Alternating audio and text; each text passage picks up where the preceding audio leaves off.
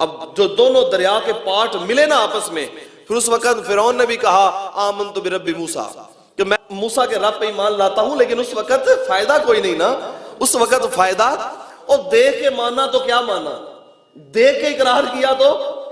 بہلول دانا کا نام تو سنا ہے آپ نے؟ بہلول دانا دریائے دجلہ کے کنارے بیٹھ کے نا وہ ریت کے گروندے بنایا کرتے تھے۔ بہلول دانا یہ وہ ہستی ہے کہ جس کے پاس امام اعظم ابو حنیفہ جیسا شخص جا کے بیٹھا کرتا تھا۔ امام اعظم ابو حنیفہ، سوال ہے بھائی، سوال ہے، امام اعظم ابو حنیفہ پہ سوال ہے کہ جناب آپ عبداللہ بن مبارک کے پاس جاتے تھے، ہمیں سمجھ ہے کہ آپ ان سے حدیث سیکھنے جاتے تھے۔ آپ حضرت حماد بن سلمہ کے پاس جاتے تھے، ہمیں سمجھ ہے آپ فقہ سیکھنے جاتے تھے۔ حضرت یہ بھی تو ارشاد فرمائے نا، وہ گروندے بنانے والے بہلول دانا کے پاس کیا سیکھنے جاتے تھے، ان سے کیا لینے جاتے تھے؟ اسی طرح حضرت امام احمد بن حنبل بھی بھاگا کرتے تھے حضرت بشر حافی کے پیچھے، ننگے پاؤں والا درویش بھاگ رہا ہے۔ لوگوں نے پوچھا کہ جناب آپ تو بڑے امام ہیں، حدیث کے بھی فقہ کے بھی، ایک ننگے پاؤں والے شخص کے پیچھے بھاگ رہے ہیں؟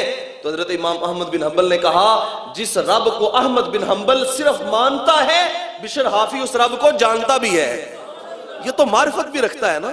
تو بہلول دانا بیٹھ کے گروندے بنا رہے ہیں۔ ہارون الرشید اور اس کی بیوی زبیدہ دونوں کا گزر ہوا۔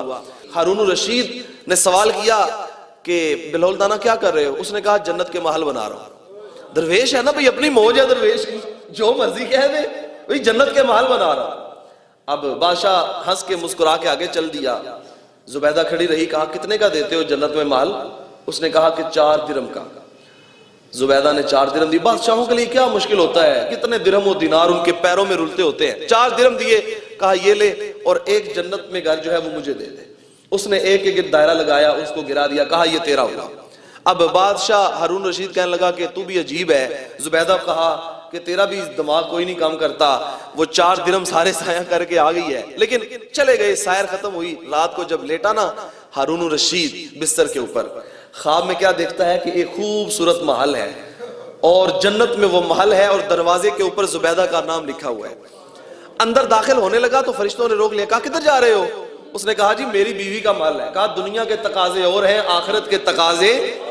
زبیدہ کی اجازت کے بغیر اس محل میں داخل ہو سکتا نہیں۔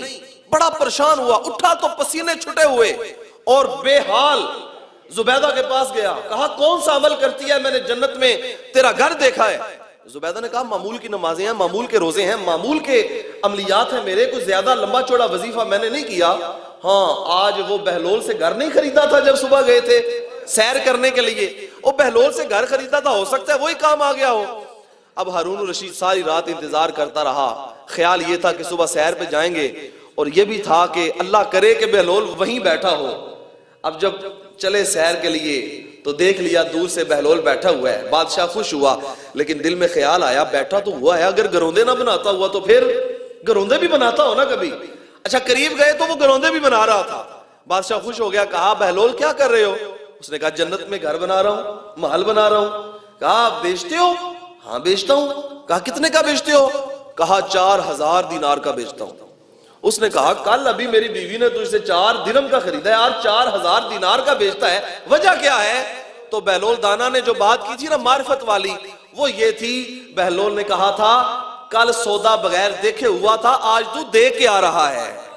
جب دیکھ لیا تو پھر وہ ریٹ، وہ جب دونوں پارٹ دریا کے ملے نا ایسے، تو فرعون بھی پکار اٹھا آمنت برب موسیٰ، میں موسیٰ کے رب پہ ایمان لے آیا، لیکن اس وقت فائدہ کوئی نہیں تھا۔ رب فرماتے ہیں ان کے ساتھ پھر یہ ہوا کہ ان کو جو ہے وہ تباہ کر کے رکھ دیا گیا، برباد کر کے رکھ دیا گیا۔